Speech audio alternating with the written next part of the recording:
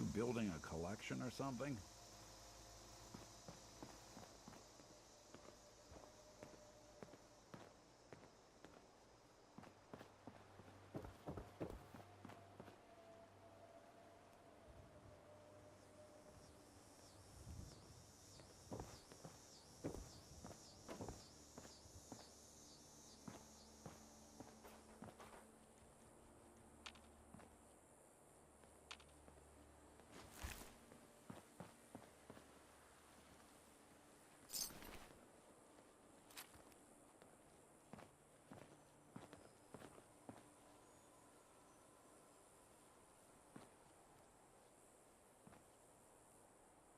Hey. I'll see what I can do. Nick. Hey, let me ask you something. Is something wrong? Well, I sort of had the same question. It's just, with everything that's happened with you and your family, it's a whole hell of a lot to process. I wanted to make sure you're holding up all right.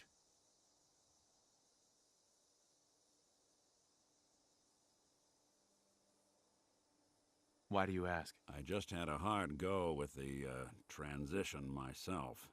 Took me a long damn time to get a feel for this place. Thank goodness I found Diamond City. It's got its flaws, sure, but it beats the hell out of anywhere else in the Commonwealth. Of course, when I took up there back when, people were just as scared of the Institute as they are now. Maybe more. The massacre of the CPG was still pretty fresh in people's minds at that point, and folks were still losing sleep over the broken mask. Plenty of people assumed I was just a saboteur, moving in to melt down the reactor or poison the drinking water. But at the time, they couldn't exactly turn me away.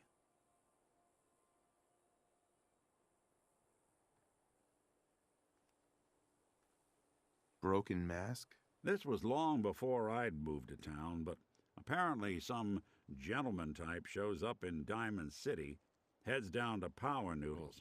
Guess he didn't like the food because he pulled his pistol and opened fire on the folks enjoying theirs. When security finally put enough holes in him to drop him, they say he was full of servos and sprockets, just like yours truly. Seems he malfunctioned, went berserk. It was the first time people realized that synths had stopped looking like me and started looking like them. Considering what these folks went through, I felt real lucky they let me in the front gate at all.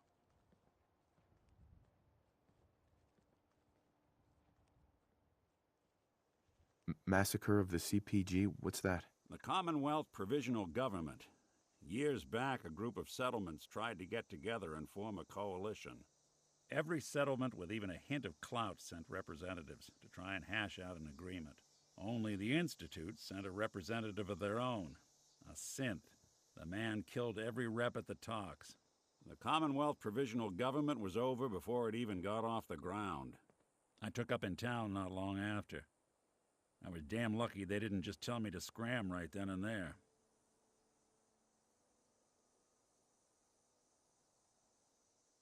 Why would you want to live among bigots like that? Now, I couldn't really blame them, given the circumstances. But folks sure started turning the other cheek when I showed up with the mayor's daughter. Gal of about 15. Pride and joy of the mayor back then. Man by the name of Henry Roberts. The young Miss Roberts decided she'd run off with some caravan hand she'd, known for an evening. Turns out the guy was part of a gang of kidnappers. I didn't even know who I was rescuing, just stumbled on a crying girl and 4 toughs. I took her home and the mayor dubbed me a hero, offered me a place in town. Lots of folks protested, said I was a spy, but he wouldn't have it. Taking up in the city was tricky at first, but I never tried to hide what I was, and people seemed to warm to that.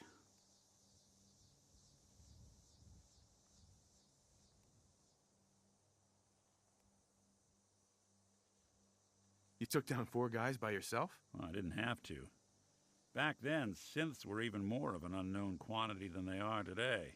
I told them I was rigged to explode and started going beep, beep, beep. Hardest part of that rescue was keeping from laughing as they climbed over each other to get away.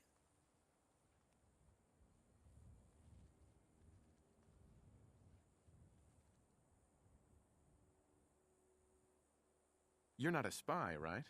Testing, testing, hello. Institute, can you hear me? Hell if I know. If I am, the Institute's plan to gather intel on all the runaways of the Commonwealth has been going off without a hitch.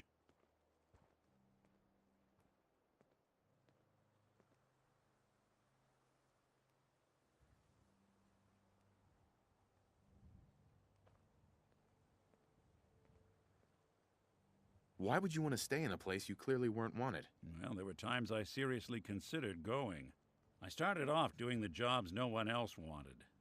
I got more banged up being Diamond City's handyman than I ever did living out in the ruins. But I guess folks never forgot I rescued the mayor's daughter, so they started coming to me when people went missing. Wife runs off with a new paramour and takes the rent money with her. Talk to the synth.